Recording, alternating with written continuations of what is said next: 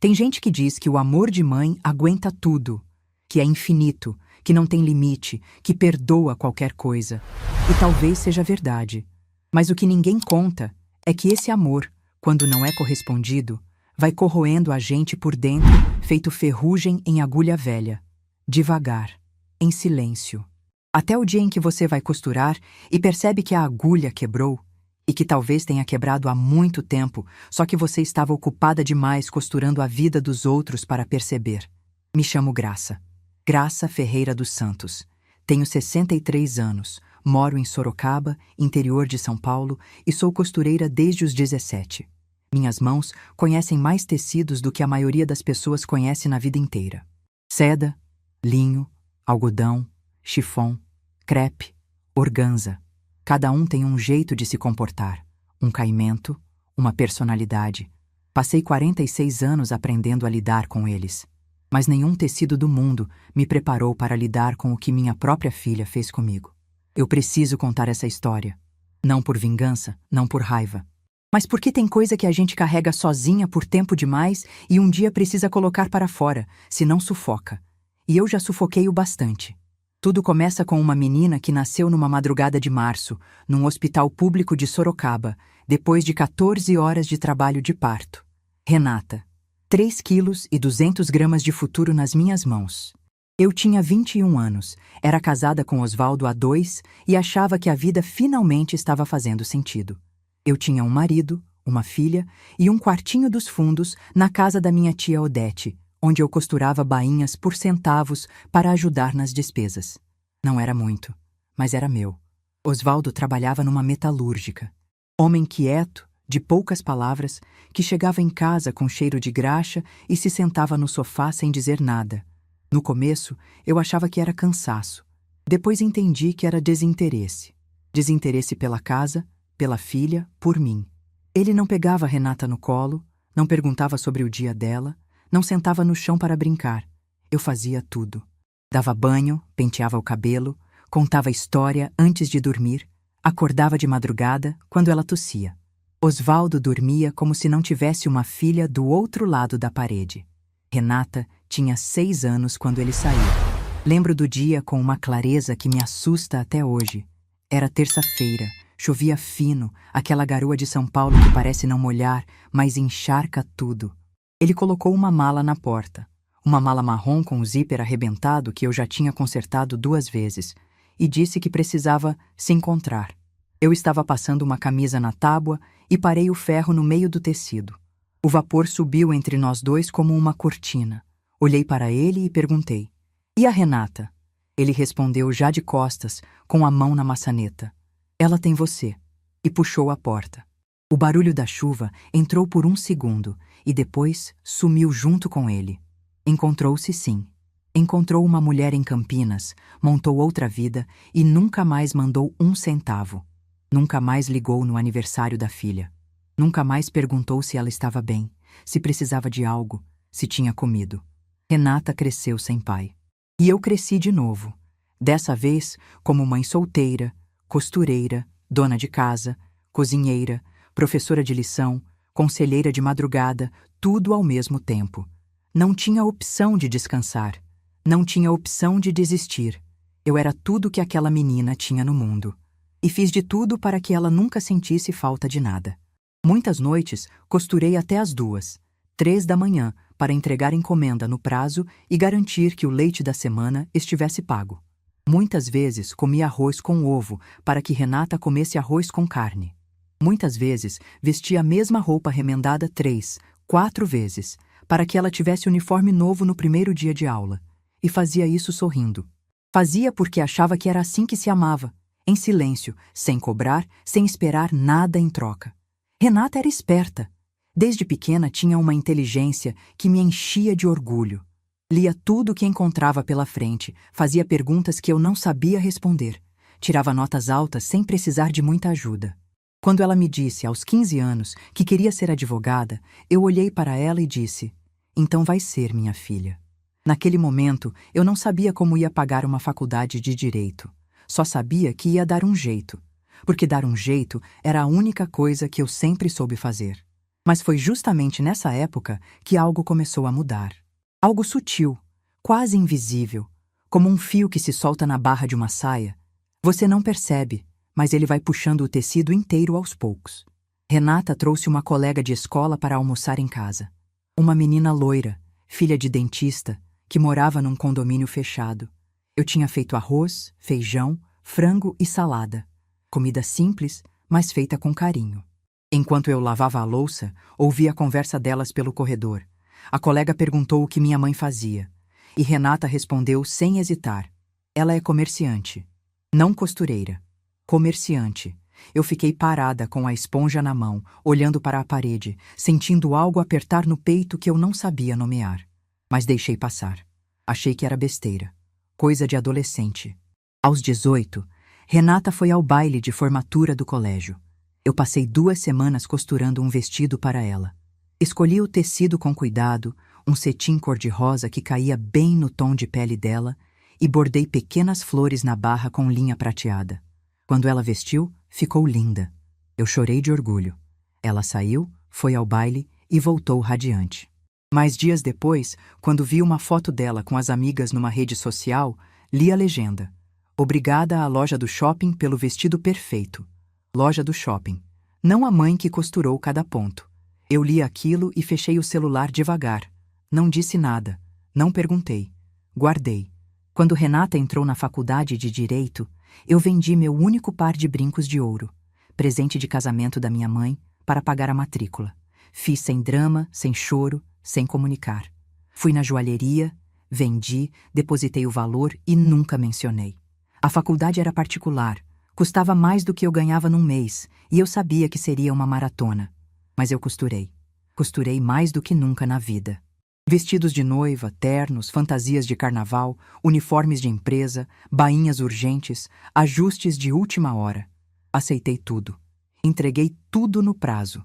E quando as contas ainda assim não fechavam, vendia algo. Um móvel, uma peça de tecido que guardava, o que fosse. E Renata ia subindo. Cada semestre mais confiante, mais articulada, mais envolvida com aquele mundo que eu mal conhecia. Direito constitucional, direito tributário, estágios em escritórios com nomes compridos. Eu ouvia ela falar sobre as coisas e fingia entender, só para manter a conversa. Mas a conversa foi ficando cada vez mais rara. Ela parou de visitar o ateliê. Antes, quando era mais nova, aparecia no fim da tarde, sentava no banquinho de madeira e conversava comigo enquanto eu costurava. Contava do dia, reclamava de alguma amiga, me pedia opinião. Era o melhor momento do meu dia. De repente, aquilo acabou, sem aviso, sem explicação. Quando perguntei por quê, ela desviou o olhar e disse: "Mãe, eu tenho que estudar." Mas eu sabia, eu sempre soube. Não era sobre estudo. Era sobre vergonha. Sobre não querer que as novas amigas da faculdade de Direito descobrissem que a mãe dela passava o dia com agulha na mão e fita métrica no pescoço. A formatura aconteceu numa noite de dezembro, quente, abafada, com aquele céu alaranjado que Sorocaba tem no verão. Eu costurei meu próprio vestido para a ocasião. Um azul discreto, simples, mas bem feito. Passei 3 dias nele. Escolhi um tecido que não amassava. Fiz uma modelagem que disfarçava os anos de trabalho que minhas costas carregavam e caprichei na bainha como se fosse para uma cliente. Sentei na plateia com o coração tão acelerado que achei que todo mundo ao redor podia ouvir.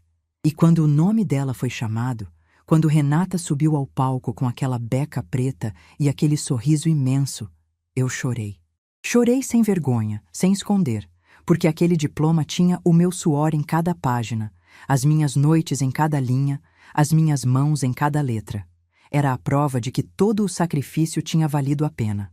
Ou era o que eu queria acreditar. Mas quando a cerimônia acabou e eu procurei Renata para abraçá-la, ela estava cercada de colegas, rindo, tirando fotos. Esperei. Fiquei num canto com meu vestido azul, segurando a bolsa, esperando que ela viesse me buscar para tirar uma foto juntas. Ela me viu. Eu sei que me viu, porque nossos olhos se cruzaram por 1 segundo. Mas ela virou o rosto e continuou com o grupo. Fui embora sozinha. No ônibus de volta para Sorocaba, olhei pela janela e tentei convencer meu coração de que era só o calor do momento, a empolgação da juventude. Mas meu coração não se convenceu. A festa de formatura eu nem fui convidada. Renata disse que era só para os colegas de turma. Eu disse tudo bem. Sempre dizia tudo bem. Era a minha frase mais usada, minha costura mais praticada. Cobrir o rasgo com um tudo bem e seguir remendando o dia seguinte. Os anos foram passando. Renata entrou num escritório grande em São Paulo. Começou a ganhar bem, a usar roupas de marca, a frequentar restaurantes que eu só via em revista. E a distância entre nós foi crescendo como um tecido esticado dos dois lados. Devagar, em silêncio, até o ponto em que não dava mais para costurar.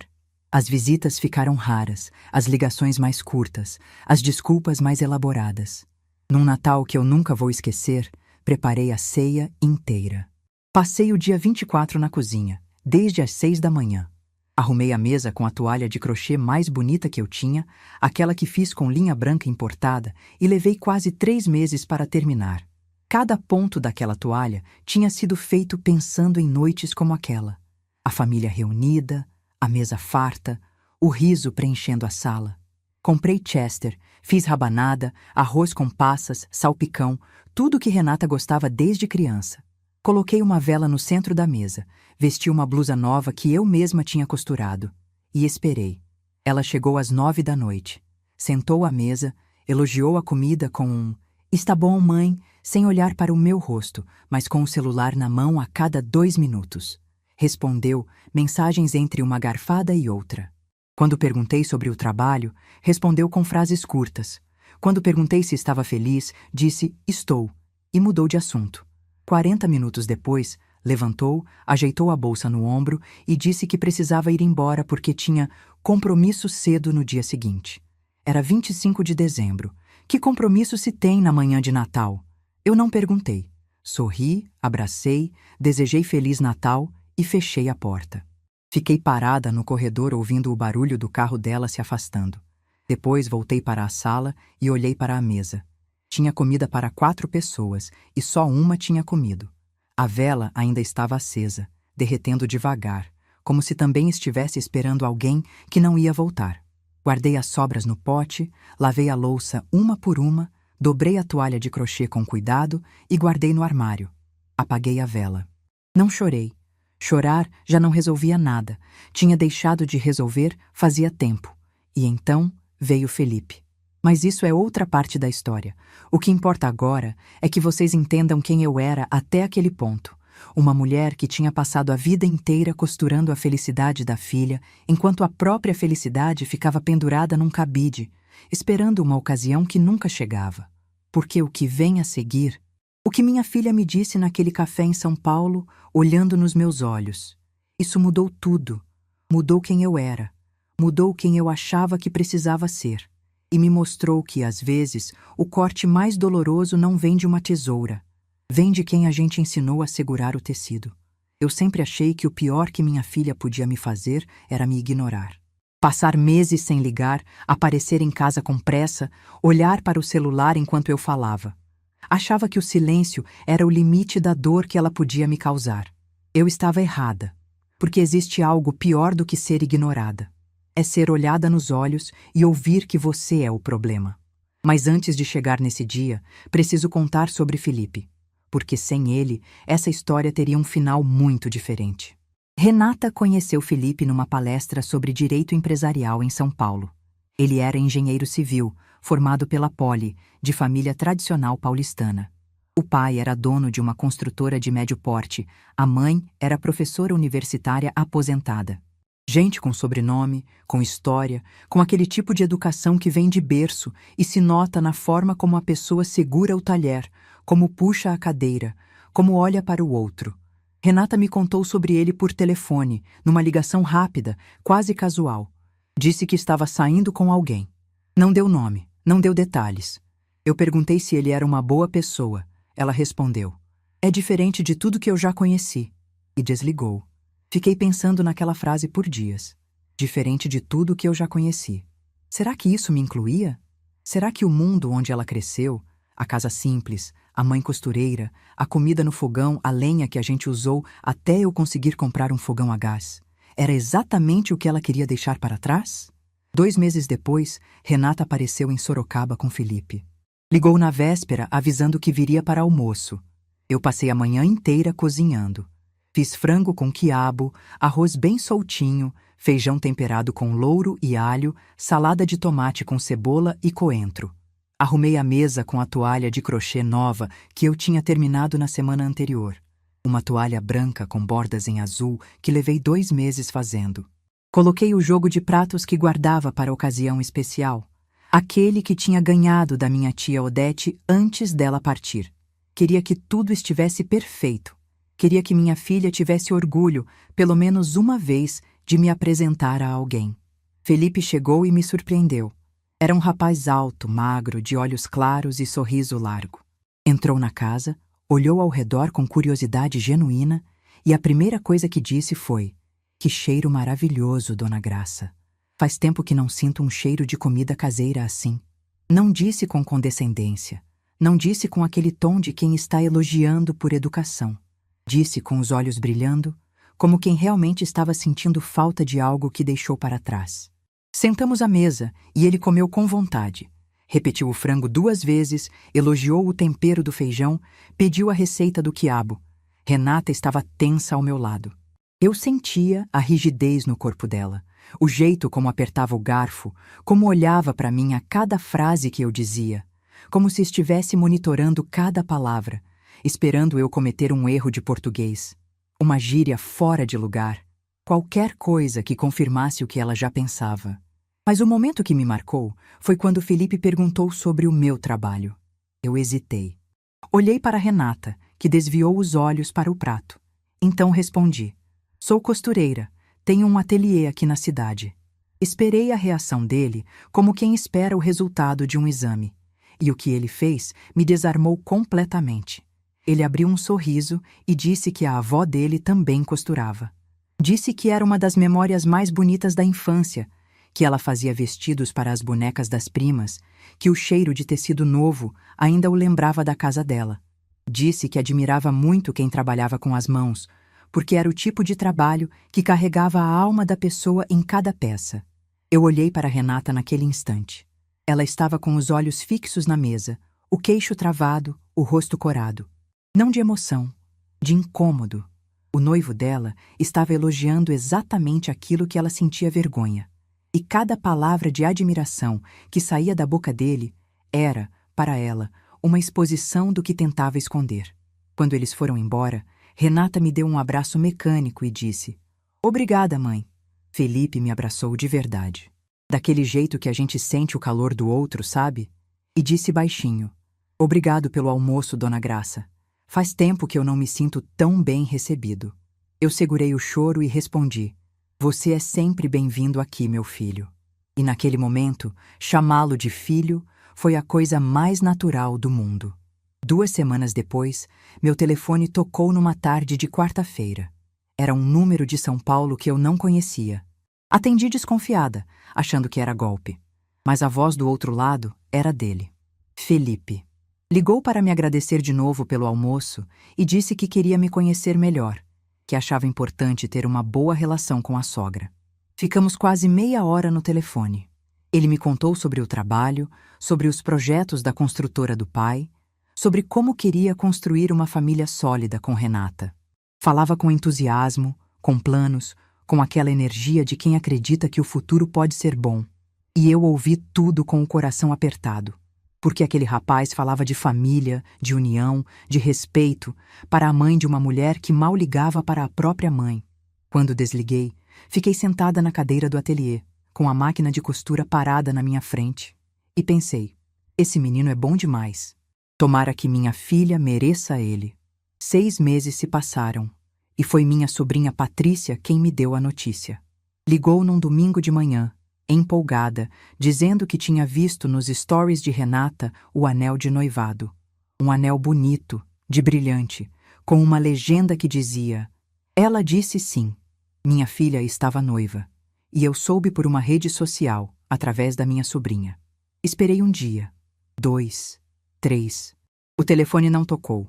Nenhuma ligação, nenhuma mensagem, nenhum convite para comemorar. No quarto dia, liguei eu mesma. A conversa durou menos de 5 minutos. Renata confirmou o noivado com a mesma emoção de quem confirma um horário no dentista.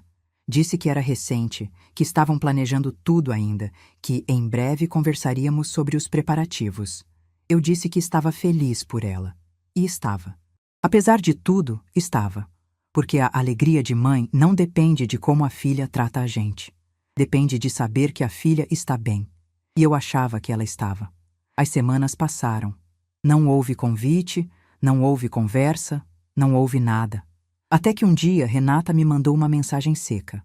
Mãe, podemos nos encontrar sábado? Preciso falar com você sobre o casamento. Meu coração disparou. Achei que finalmente ela ia me incluir nos preparativos. Talvez me pedisse para costurar algo, talvez quisesse que eu ajudasse com a decoração, talvez, e esse era o meu sonho mais secreto, quisesse que eu fizesse o vestido de noiva. Uma costureira que faz o vestido de noiva da própria filha. Seria o coroamento da minha vida. Escolhi a roupa com cuidado. Uma blusa de seda que eu mesma tinha cortado e costurado, uma calça social, sapatos limpos. Viajei até São Paulo num ônibus das 6 da manhã. Cheguei ao café que ela escolheu. Um lugar moderno, com paredes de tijolo aparente, café em xícaras de porcelana e garçons que chamavam todo mundo de senhor e senhora. Sentei na mesa perto da janela e esperei. Renata chegou 20 minutos atrasada. Não pediu desculpa pelo atraso. Sentou na minha frente, pediu um expresso e ficou mexendo no celular por mais uns 2 minutos antes de me olhar. Quando finalmente olhou, seus olhos estavam diferentes. Não eram os olhos da menina que sentava no banquinho do ateliê para conversar comigo. Eram olhos frios, calculados, como os de uma advogada prestes a entregar uma sentença. Ela respirou fundo e disse: Mãe, eu preciso ser sincera com você. Eu assenti, com as mãos no colo, apertando uma contra a outra embaixo da mesa. O casamento vai ser no Espaço Vila Jardim, em Alphaville. A família do Felipe é gente muito distinta. Vai ter gente importante, sócios dele, gente do escritório, e eu pensei muito sobre isso, mãe. Pensei muito mesmo. Ela fez uma pausa, tomou um gole do café, e então soltou as palavras que mudaram a minha vida para sempre. Não quero você no meu casamento, mãe. Você vai me envergonhar. Eu ouvi. Cada sílaba. O barulho do café ao redor continuou. Talheres batendo, vozes conversando, a máquina de expresso apitando. Mas para mim, o mundo ficou em câmera lenta. Eu olhei para a minha filha, para aquele rosto que eu limpei quando criança, que eu beijei de madrugada quando ela tinha febre, que eu vi sorrir pela primeira vez nos meus braços. E aquele rosto agora me dizia que eu era um estorvo. Ela continuou. Disse que minhas roupas chamariam atenção pelos motivos errados, que meu jeito de falar ia destoar do ambiente, que ela não tinha como me apresentar como costureira para aquela gente sem sentir que estava expondo uma fraqueza. Cada frase era uma agulha entrando no meu peito. E olha que eu conheço agulhas. Conheço muito bem. Mas nenhuma delas fura como a palavra de uma filha que tem vergonha da própria mãe. Eu respirei. Olhei para as minhas mãos em cima da mesa. Mãos que costuraram milhares de peças, que seguraram aquela menina no colo, que prepararam cada refeição, que trabalharam até sangrar para pagar cada boleto daquela faculdade de direito. Essas mãos que ela achava feias demais para um casamento em Alphaville. Engoli o choro. Engoli como quem engole vidro moído e sorri por cima, porque desmoronar ali não ia mudar nada. Disse, com a voz mais firme que consegui: Tudo bem, filha, eu entendo. Peguei minha bolsa, aquela bolsa de couro marrom que eu mesma tinha costurado, levantei da mesa e saí. Renata não me seguiu. Não disse, espera. Não disse, mãe, me desculpa.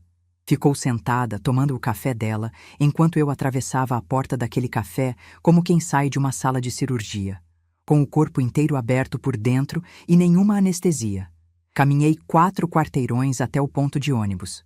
4 quarteirões em linha reta, com o sol de São Paulo batendo no rosto e as pessoas passando apressadas ao meu redor. Ninguém percebeu. Ninguém olhou para aquela senhora de 63 anos, caminhando devagar com uma bolsa de couro marrom e o mundo desmoronando dentro do peito. Eu era invisível ali, como sempre fui na vida da minha própria filha. O ônibus demorou 23 minutos. Eu contei. Fiquei em pé no ponto, com a coluna reta, o rosto firme, os olhos secos. Não ia chorar na rua. Não ia dar esse espetáculo para ninguém. Entrei no ônibus, sentei na janela e fiz as 4 horas de viagem até Sorocaba, olhando para a estrada sem enxergar nada. Só chorei quando abri a porta de casa. Sentei na cadeira da máquina de costura, a mesma cadeira onde passei milhares de horas da minha vida. E chorei. Chorei de um jeito que não chorava desde o dia em que Osvaldo foi embora. Um choro que vinha do fundo do estômago, que sacudia o corpo inteiro, que tirava o ar. Chorei por cada vestido que costurei de madrugada, por cada refeição que preparei com carinho, por cada sacrifício que fiz achando que um dia seria reconhecido. Chorei por ter sido tão ingênua. Depois de um tempo, não sei se foram minutos ou horas, as lágrimas secaram. Lavei o rosto na pia da cozinha, olhei para o meu reflexo no espelho pequeno que ficava acima da torneira e disse para mim mesma, em voz alta, algo que nunca tinha dito antes. Graça, você merece mais do que isso. Voltei para o ateliê, sentei na máquina e terminei uma encomenda que precisava entregar na segunda-feira. Porque a vida da costureira não para. Ninguém paga as contas das minhas lágrimas. E enquanto minhas mãos trabalhavam no tecido, minha cabeça trabalhava em outra coisa. Algo que ninguém, nem Renata, nem Felipe, nem ninguém nesse mundo imaginava que existia. Porque o que minha filha não sabia, o que ninguém nunca se deu ao trabalho de perguntar, é que aquela costureira simples de Sorocaba tinha um segredo. Um segredo costurado em silêncio, ponto por ponto, ao longo de décadas. E esse segredo estava prestes a mudar absolutamente tudo. Sabe o que é estranho? Ninguém nunca me perguntou como eu vivia. Em 46 anos de costura, ninguém da minha família sentou comigo e disse: Graça, como estão suas finanças? Como você se sustenta? Você precisa de alguma coisa? Ninguém. Nem Renata, nem Osvaldo quando ainda estava por perto, nem parentes distantes. Todos olhavam para mim e viam a mesma coisa. Uma costureira simples, de mãos calejadas, que vivia de bainha e ajuste. E talvez por isso ninguém tenha percebido o que eu construí debaixo daquele silêncio. Porque a verdade é que eu aprendi cedo. Muito cedo. Aprendi vendo minha mãe depender do meu pai para cada centavo, pedir permissão para comprar um sabonete, engolir desaforo porque não tinha de onde tirar dinheiro para ir embora. Quando ela partiu, eu tinha 19 anos e uma promessa guardada no peito. Nunca, em nenhuma circunstância, eu dependeria de alguém para sobreviver. E cumpri essa promessa ponto por ponto, como quem costura uma bainha invisível que ninguém vê, mas que segura a peça inteira. Comecei guardando moedas numa lata de biscoito no fundo do armário. Parece bobagem, mas era o que eu conseguia. Cada encomenda que entregava separava 10%. Osvaldo nunca soube. Renata, quando cresceu, também não. Aquele dinheiro era meu seguro silencioso, minha linha de fuga costurada em segredo. Quando Osvaldo foi embora, aquele envelope já tinha o suficiente para 3 meses de despesas.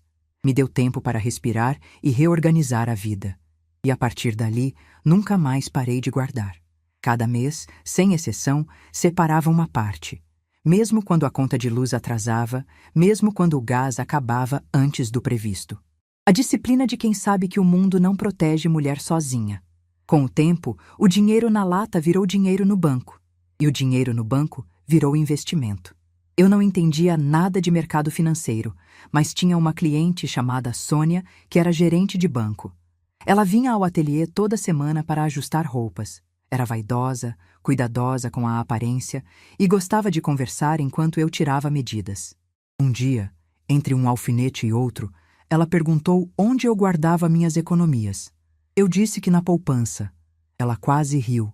Disse que poupança era o mesmo que guardar dinheiro debaixo do colchão, que existiam formas melhores, mais seguras.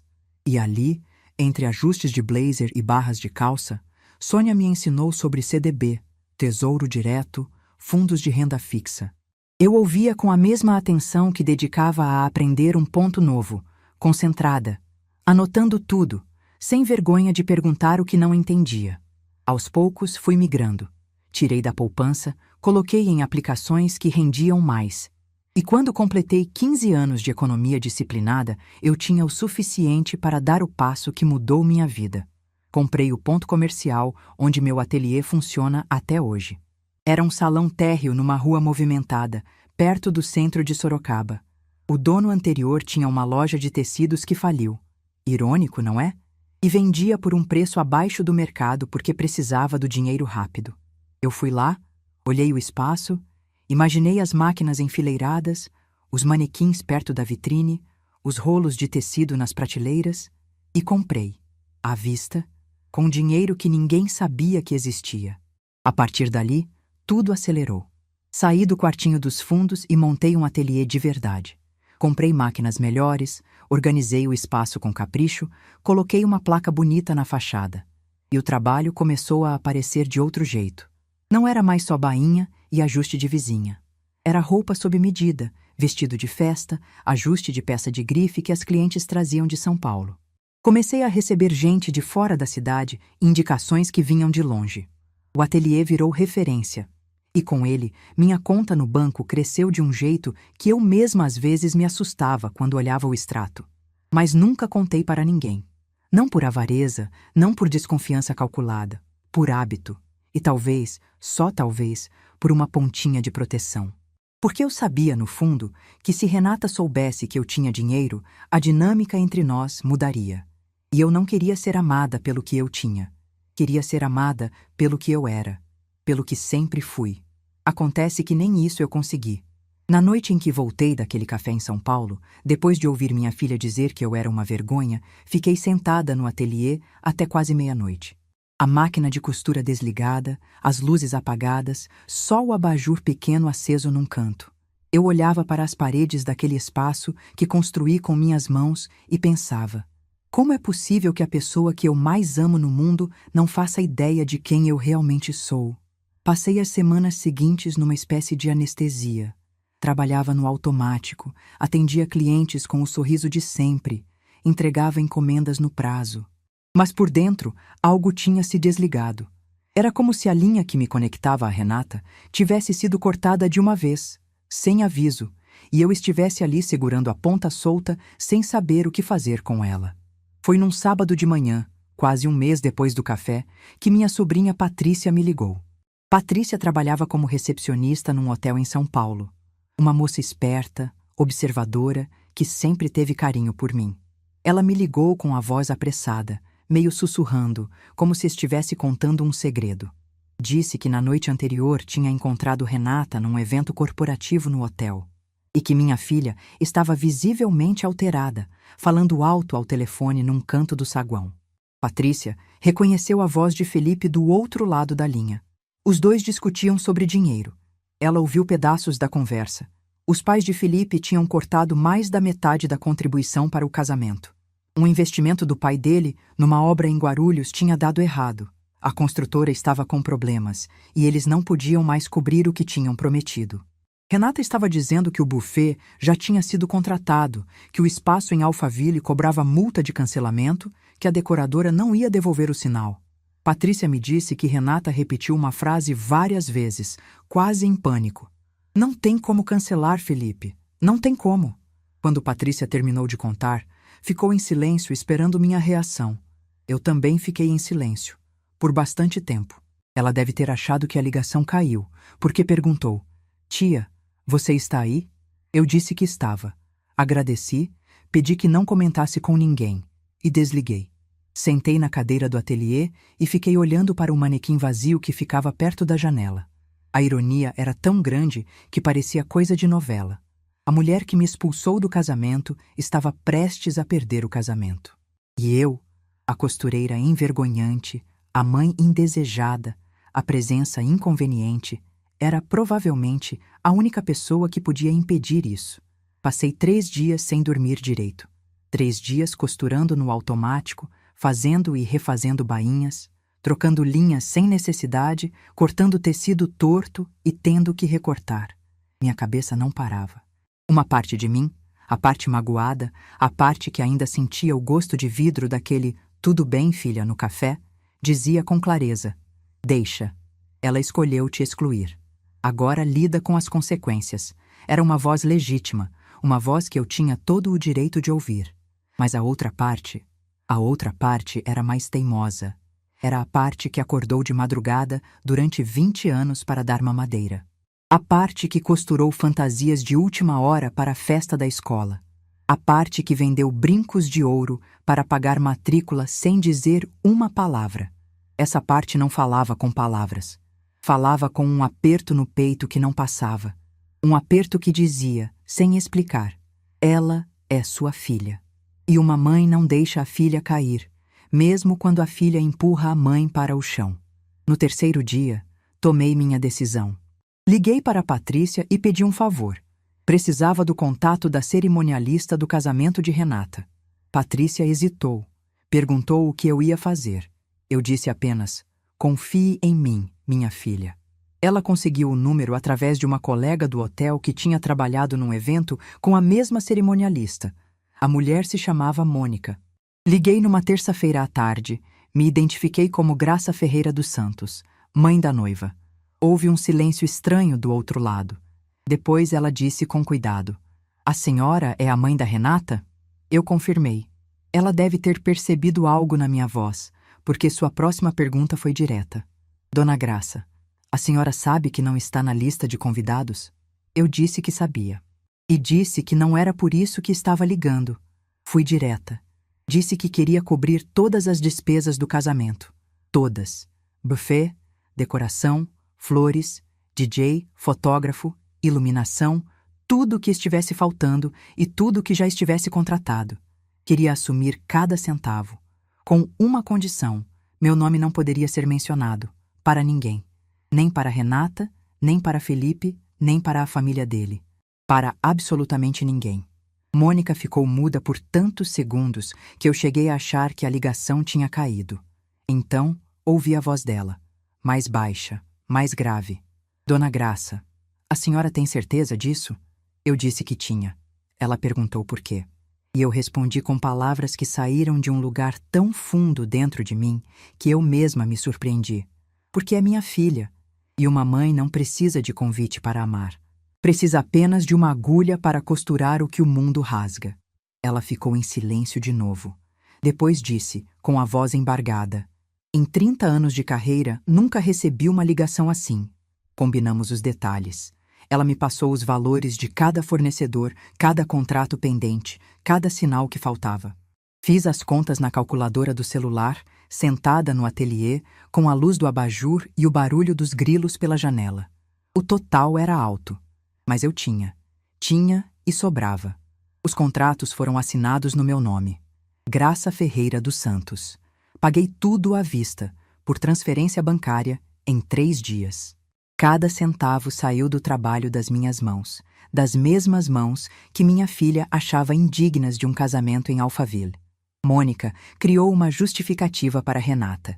Disse que o espaço de eventos estava fazendo uma promoção especial, uma parceria com fornecedores, e que os custos tinham sido drasticamente reduzidos.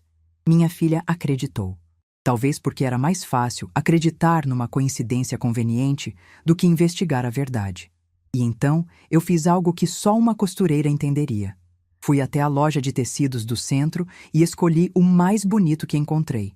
Um crepe italiano azul marinho, encorpado, mas leve, com um caimento que eu reconheci no momento em que passei a mão. Era o tipo de tecido que pede respeito, discreto, elegante, sem precisar gritar. Comprei 3 metros, levei para o ateliê e comecei a costurar o vestido que eu usaria no casamento da minha filha. Costurei com o mesmo cuidado que dedico às minhas melhores peças. Modelagem clássica, decote discreto, manga 3/4 que disfarçava os braços marcados pelos anos. Ajustei cada costura no meu próprio corpo, olhando no espelho do ateliê, girando devagar para verificar o caimento. Bordei uma pequena flor na parte interna do vestido, na altura do coração. Um detalhe que ninguém veria, mas que eu saberia que estava ali. Minha assinatura invisível. Levei 1 semana para terminar. Quando ficou pronto, Coloquei no manequim perto da janela do ateliê e fiquei olhando por um longo tempo. Era bonito, era digno, era tudo que eu queria ser naquele dia. Mas aquele vestido não sairia daquele manequim, porque a mulher que o costurou não tinha sido convidada para vesti-lo. Eu sabia disso quando comprei o tecido. Sabia quando cortei, quando alinhavei, quando passei cada costura na máquina. Então por que fiz? Porque precisava. Precisava costurar aquela dor em alguma coisa. Precisava transformar o que eu sentia em algo concreto, algo que eu pudesse tocar, pendurar, olhar. Aquele vestido era a materialização de tudo que eu queria ter sido naquele casamento e de tudo que minha filha não me permitiu ser. O casamento foi marcado para um sábado de outubro. E eu passei as semanas que antecederam a data num estado estranho de paz misturada com tristeza. Eu tinha feito o que podia. Tinha feito mais do que qualquer pessoa esperaria. Agora era soltar. Soltar a linha, soltar o tecido, soltar a filha. E confiar que, de alguma forma, o ponto que eu dei seguraria, mesmo que ninguém soubesse que ele existia. Mas o que eu não sabia, o que eu não podia prever, é que Felipe, aquele rapaz metódico, de olhos claros e coração atento, estava prestes a puxar uma linha que revelaria tudo. E quando ele puxasse, o tecido inteiro viria junto, diante de 200 pessoas, no meio da festa, com o nome da costureira estampado em cada contrato. E minha filha, a advogada que sempre teve resposta para tudo, descobriria que existem verdades para as quais não existe defesa. O dia do casamento da minha filha amanheceu bonito. Um sábado de outubro com céu limpo, sol forte desde cedo e aquele cheiro de terra molhada que Sorocaba tem quando chove de madrugada e o dia seguinte vem quente. Eu sei porque acordei às 5 da manhã. Na verdade, não sei se cheguei a dormir de verdade. Passei a noite inteira num estado estranho entre o sono e a vigília, com os olhos semifechados, mas a cabeça girando, repassando cada decisão que tomei nas últimas semanas, me perguntando se fiz certo, se fui ingênua, se fui corajosa ou simplesmente tola. Levantei, fiz café, sentei na mesa da cozinha e fiquei olhando a luz mudar pela janela. O ateliê ficava logo ao lado, separado por uma porta de vidro que eu deixava sempre entreaberta. Dali, eu conseguia ver o manequim perto da vitrine. E no manequim, o vestido. Meu vestido azul marinho, impecável, com aquele caimento perfeito de crepe italiano, esperando uma ocasião que não existia. Tomei meu café devagar. Comi uma fatia de pão com manteiga. Lavei a xícara, sequei, guardei. E depois fui até o ateliê, parei na frente do manequim e fiquei ali, olhando para aquele vestido como quem olha para uma carta que escreveu, mas nunca enviou. Passei a mão no tecido. Estava perfeito. A costura reta, a bainha invisível, a florzinha bordada por dentro na altura do coração. Tudo ali era eu. E tudo ali ficaria ali. Às 7 da noite, enquanto em Alphaville os convidados começavam a chegar ao espaço Vila Jardim, eu estava sentada na minha poltrona, com a televisão desligada e as luzes apagadas, segurando o porta-retrato de Renata aos 5 anos. Naquela foto, ela usava o vestidinho de festa junina que eu mesma tinha costurado. Um vestido xadrez vermelho e branco, com renda na barra e um lacinho no cabelo. Ela sorria com todos os dentes, segurando uma espiga de milho com as 2 mãos. A menina mais feliz do mundo.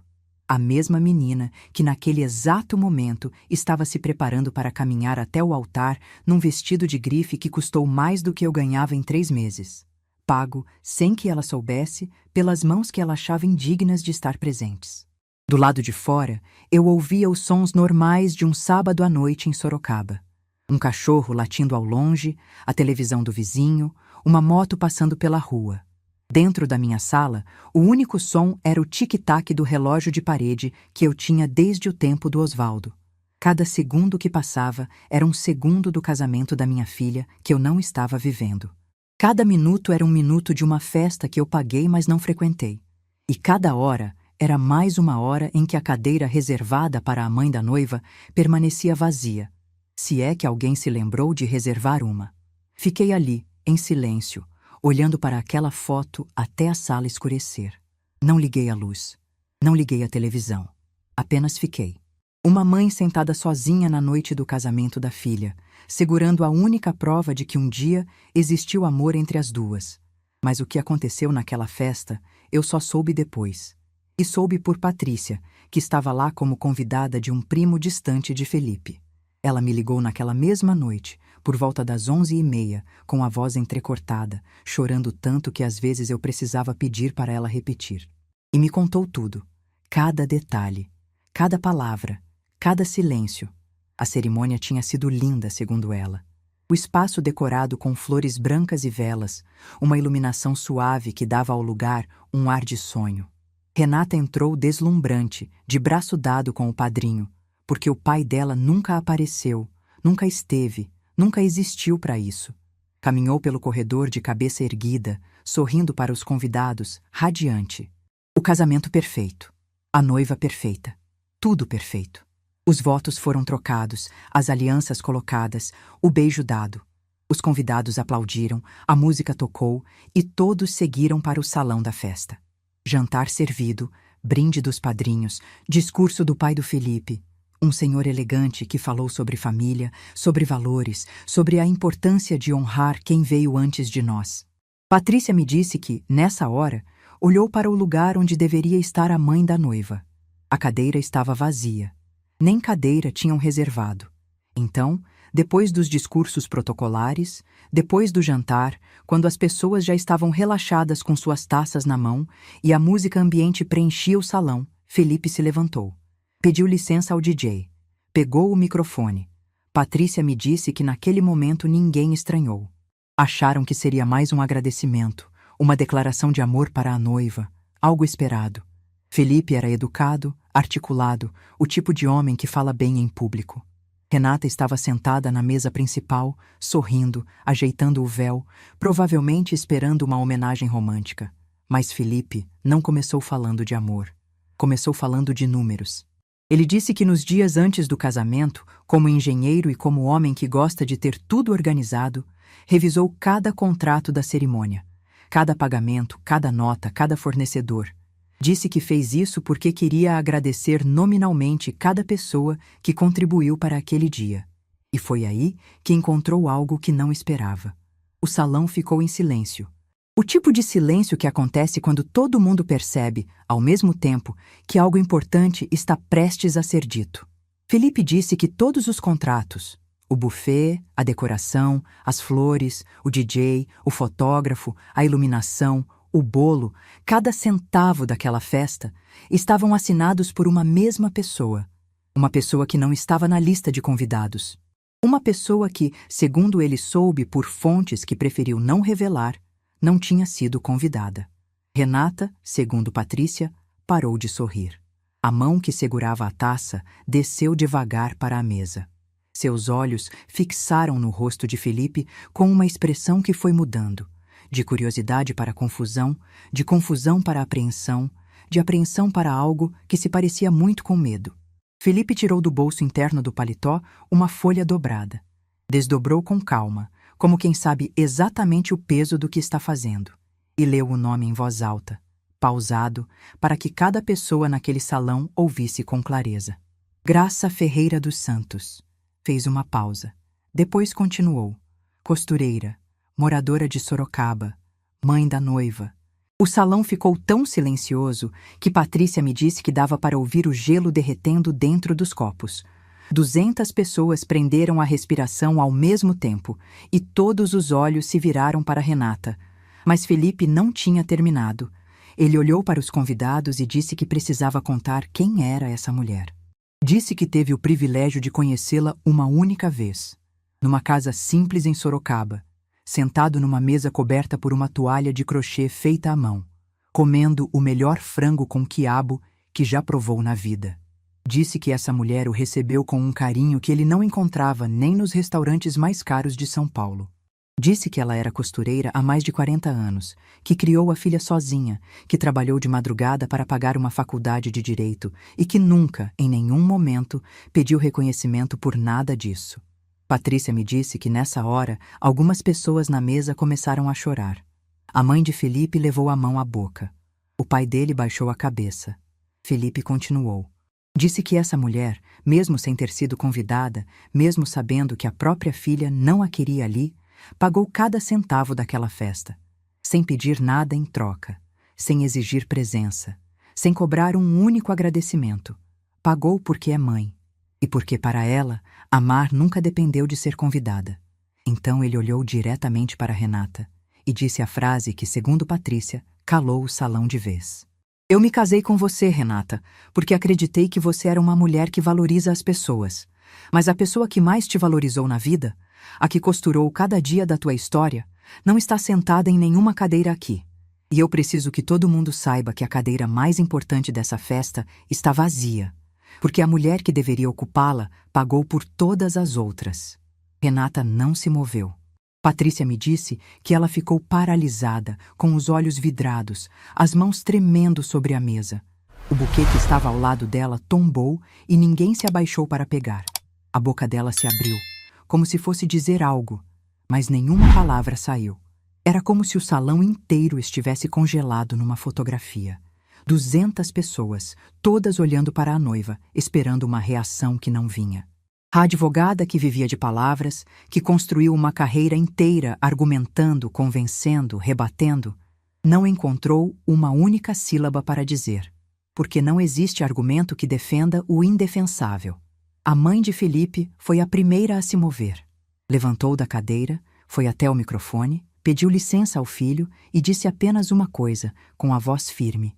Eu gostaria de ter conhecido Dona Graça antes. E eu espero que minha nora nos dê essa oportunidade, porque essa mulher merecia estar na primeira fila. Depois disso, segundo Patrícia, a festa continuou, mas com outro clima. As pessoas conversavam em voz baixa, cochichavam, olhavam para Renata com uma expressão que misturava pena e julgamento. Renata passou o resto da noite sentada, respondendo cumprimentos com um sorriso travado, sem conseguir olhar para Felipe. E ele, do outro lado do salão, conversava normalmente com os convidados, como se tivesse feito exatamente o que precisava fazer, e agora pudesse seguir em frente. Patrícia terminou de me contar às 2 da manhã. Eu ouvi tudo em silêncio, sentada na mesma poltrona, no escuro, com o porta-retrato da Renata aos 5 anos ainda no meu colo. Quando ela desligou, fiquei mais um tempo ali, sem me mover, tentando processar o que tinha acontecido. O rapaz que eu conheci uma única vez, que comeu meu frango com quiabo com gosto, que me ligou para agradecer um almoço, tinha feito por mim algo que ninguém nunca fez. Me viu de verdade. Não como a costureira simples, não como a mãe inconveniente, não como a senhora que destoa do ambiente.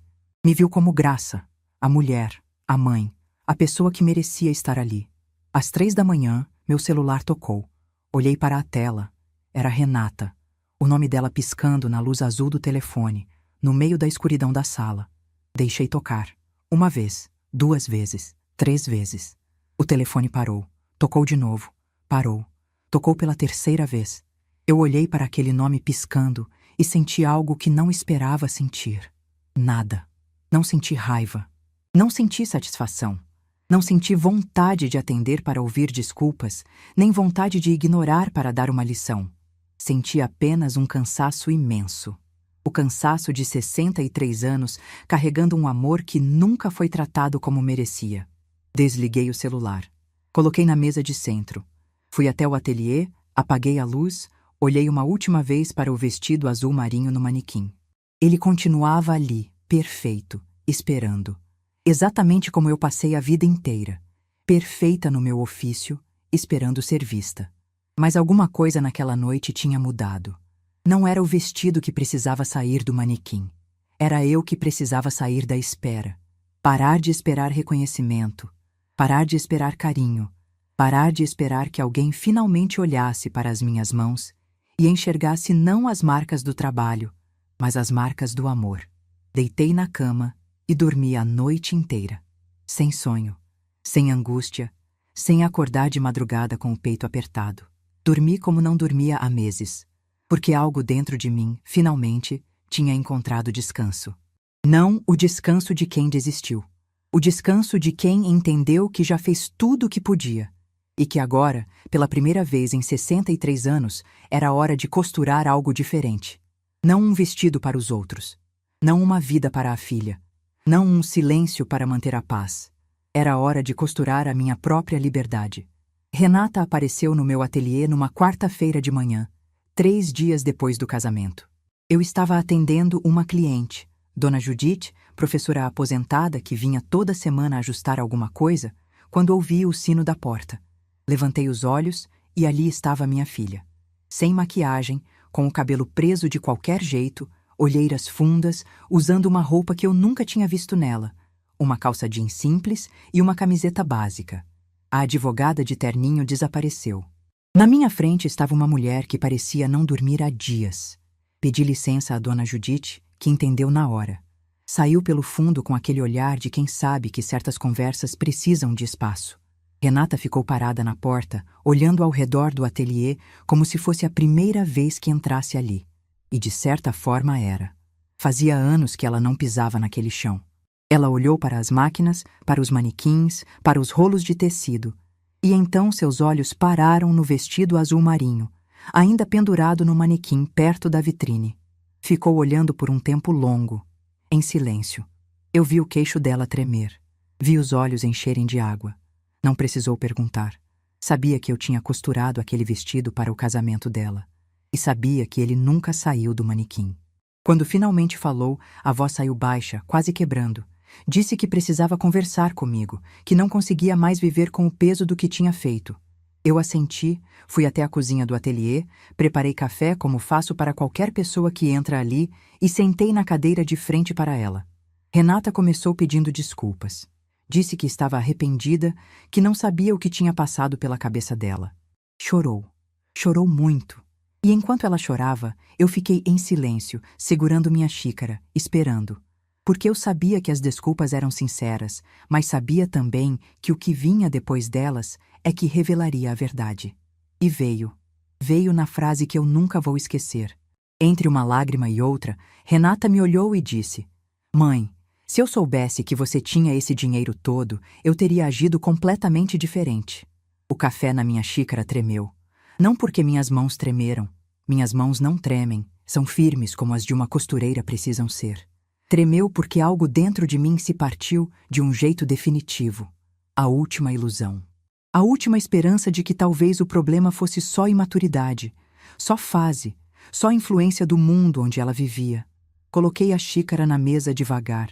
Olhei para minha filha, para aqueles olhos que eu limpei tantas vezes quando criança, e disse, com a mesma calma com que meço um tecido antes de cortar: "Renata, você acabou de me dizer que se soubesse que eu tinha dinheiro, teria me tratado diferente.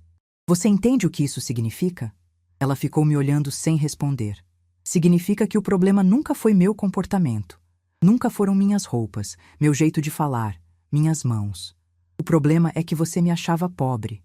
Me achava pouca coisa, e se eu tivesse dinheiro, talvez me desse um lugar na mesa. Não por amor, por conveniência. Renata abriu a boca para responder, mas eu levantei a mão, devagar, pedindo que me deixasse terminar. Eu não paguei aquele casamento para que você me visse diferente. Paguei porque sou sua mãe. E ser mãe nunca precisou de convite, de permissão ou de saldo bancário. Mas o que você acabou de dizer me confirma uma coisa que eu precisava ouvir para seguir em frente. Você não tinha vergonha de quem eu sou. Tinha vergonha do que eu parecia ter. E isso, minha filha, diz muito mais sobre você do que sobre mim. O silêncio que caiu entre nós era diferente de todos os outros. Não era o silêncio de quem engole a dor. Era o silêncio de quem finalmente coloca a dor na mesa, inteira, sem embrulhar, sem disfarçar. Renata chorou mais. Pediu perdão de novo. Disse que queria recomeçar, que queria que tudo voltasse ao que era. E foi aí que eu disse a coisa mais difícil que já saiu da minha boca. Eu aceito suas desculpas, Renata. Mas recomeçar não significa voltar ao que era antes. Porque o que era antes não era bom para mim. Antes, eu era a mãe que se diminuía, que aceitava a migalha, que fingia que estava tudo bem quando não estava. Essa mãe não existe mais. Se você quiser fazer parte da minha vida, a porta está aberta. Mas vai ter que aprender a entrar sem limpar os pés na minha dignidade. Ela saiu do ateliê naquele dia, sem dizer mais nada. Eu fiquei sentada na mesma cadeira, olhando para a porta por onde ela saiu e senti algo estranho. Não era tristeza, não era alívio, era clareza. A clareza de quem finalmente disse o que precisava dizer, do jeito que precisava ser dito, sem gritar, sem chorar, sem pedir desculpa por existir. Naquela mesma noite, fui até o manequim, tirei o vestido azul marinho com cuidado, dobrei com a mesma delicadeza que uso para entregar peça de cliente e guardei numa caixa forrada com papel de seda. Coloquei no alto do armário do ateliê. Não joguei fora. Guardei como se guarda uma carta que já foi lida, que já cumpriu seu papel e que agora pode descansar. O manequim ficou vazio pela primeira vez em semanas. E aquele vazio, em vez de me doer, me aliviou. Porque o manequim vazio significava que eu não estava mais esperando uma ocasião que dependia dos outros. Significava que a próxima peça que eu colocaria ali seria para mim. E foi o que fiz. Nos meses seguintes, comecei a costurar uma vida que nunca tive. Reformei o ateliê, pintei as paredes de azul claro, troquei a iluminação, coloquei vasos de planta na vitrine. Contratei 2 moças jovens que estavam começando na costura e queriam aprender. Passei a ensinar, a dividir o que sabia e descobri que existe uma alegria enorme em ver alguém fazendo o primeiro ponto reto com orgulho no rosto. Comprei roupas novas, não caras, não de grife, mas bonitas, de tecido bom, com corte certo. Cortei o cabelo num salão que eu passava na frente há anos, mas nunca tinha entrado. Quando me vi no espelho, quase não me reconheci. Não porque estava diferente, porque finalmente parecia eu. Fiz algo que sonhava há décadas. Viajei para Gramado, sozinha, com uma mala pequena e nenhuma pressa. Caminhei por ruas que eu só conhecia de revista, tomei chocolate quente numa cafeteria com lareira, comi fondue pela primeira vez na vida.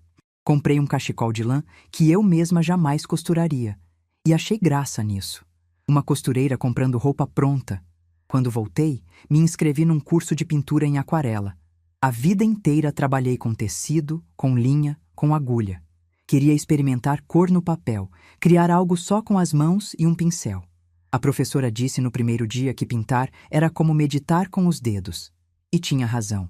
Cada vez que eu misturava azul com branco para fazer o tom do céu, sentia uma paz que não conhecia. Num dia de chuva, encontrei ele. Estava encolhido na porta do ateliê, todo molhado, tremendo, com aqueles olhos enormes que só cachorro abandonado tem. Um vira-lata caramelo magro, com uma orelha torta e o rabo mais agitado que eu já vi. Coloquei comida, sequei com uma toalha velha e ele me olhou com uma gratidão tão pura que meu coração apertou. Chamei de coragem, porque foi o que eu mais precisei nessa vida. E porque ele teve a coragem de confiar em alguém mesmo depois de ter sido abandonado. 4 meses depois do casamento, Felipe me ligou. Apareceu no sábado de manhã, sozinho, com uma caixa de bombons e aquele sorriso largo que eu lembrava do dia do almoço. Entrou no ateliê, elogiou a reforma, brincou com o coragem e sentou no banquinho de madeira. O mesmo banquinho onde Renata costumava sentar quando era jovem. Conversamos por quase 2 horas. E então ele fez uma pausa e disse algo que me emocionou. Dona Graça, eu fiz aquele discurso no casamento porque a senhora merecia. Mas preciso que saiba. Eu não fiz para humilhar a Renata. Fiz porque acredito que verdade cura e porque não podia começar um casamento em cima de uma injustiça. Eu olhei para aquele rapaz e vi algo raro: integridade. O tipo que não se aprende em faculdade nem se herda de família rica. Se aprende escolhendo fazer o certo mesmo quando é mais fácil ficar calado. Agradeci. Ele me abraçou. E quando perguntei se queria almoçar, ele riu e disse: Dona Graça, eu dirigi 2 horas de São Paulo, na esperança de que a senhora ia me oferecer aquele frango com quiabo. Cozinhei o frango. A mesma receita, o mesmo tempero. Mas a mesa era diferente. Desta vez não tinha Renata tensa monitorando cada palavra. Tinha apenas eu e meu genro, comendo com calma, rindo de coisas simples. Quando ele foi embora, ficou na porta e disse: A senhora é a sogra que qualquer pessoa gostaria de ter. E a Renata vai entender isso. Talvez não hoje, mas vai. A relação com Renata, aos poucos, começou a mudar. Ela passou a vir a Sorocaba uma vez por mês. No começo, as visitas eram tensas. Ela não sabia como agir perto de mim, e eu não facilitava. Não por crueldade, por honestidade. Mas o tempo faz o que as palavras não conseguem. As visitas foram ficando mais naturais.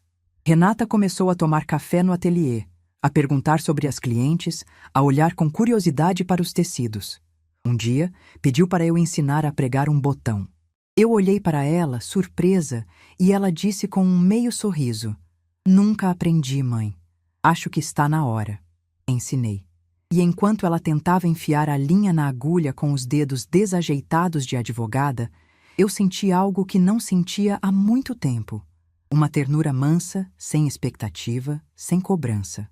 Num domingo, Renata apareceu com um embrulho. Era uma placa pequena, de madeira escura, com uma frase gravada em letras douradas. As mãos que costuram o mundo não precisam de aplausos, mas merecem. Disse que mandou fazer especialmente para mim. Olhei para aquela placa por um tempo longo. Não senti alegria, não senti tristeza. Senti aceitação. Aceitação de que minha filha talvez nunca entenda completamente quem eu sou, mas está tentando. E que tentar, depois de tudo, já é alguma coisa. Pendurei a placa na parede do ateliê, acima da máquina de costura principal. Está lá até hoje. E eu olho para ela todo dia, de manhã, quando ligo as máquinas. Não como um troféu, como um lembrete de que cheguei até aqui. Hoje, enquanto conto essa história, estou sentada na varanda do meu ateliê reformado, com o Coragem dormindo nos meus pés e o barulho da rua entrando pela janela aberta. Tenho 63 anos. Minhas mãos ainda costuram, mas agora costuram com mais calma, com mais escolha, com mais prazer. Não aceito mais encomenda de madrugada. Não digo sim para tudo. Aprendi, aos 63, que não é uma palavra que também pode ser costurada com elegância. Renata e eu nos falamos, nos encontramos, tomamos café, mas em outros termos, nos meus termos. Ela aprendeu que respeito não é opcional, e eu aprendi que amor não precisa de sacrifício para ser verdadeiro. A ferida existe, talvez sempre vai existir, mas por cima dela, ponto por ponto, estou costurando algo novo. Não é um remendo, é uma peça inteira, diferente da original, mas igualmente bonita. Às vezes, de noite, quando fecho o ateliê e fico sozinha, passo a mão na caixa lá no alto do armário. A caixa onde guardei o vestido azul marinho. E lembro de tudo. Da agulha, da linha, da florzinha bordada na altura do coração. Lembro do dia em que costurei aquele vestido sabendo que nunca ia usar. E lembro do dia em que tirei do manequim sabendo que não precisava mais esperar. Se tem uma coisa que 46 anos de costura me ensinaram, é essa. O ponto mais forte é o que ninguém vê. É o ponto interno, o que segura tudo por baixo do tecido. E esse ponto, na minha vida, sempre fui eu. Invisível, silenciosa, segurando tudo no lugar. Até o dia em que decidi que segurar já não era suficiente. Que eu também merecia ser a peça principal, ser vista, ser ouvida, ser respeitada. E se você está ouvindo essa história e se reconhece nela, se você também passou a vida costurando a felicidade dos outros enquanto a sua ficava pendurada num cabide, eu te digo com toda a certeza dos meus 63 anos, nunca é tarde para vestir a própria dignidade. Nunca é tarde para cortar o tecido que te prende. E nunca, nunca é tarde para descobrir que a peça mais bonita que você pode costurar é a sua própria vida. Se essa história tocou seu coração, deixe seu like, se inscreva no canal e comente aqui embaixo. No meu lugar, o que você faria? Sua mensagem pode iluminar o dia de alguém.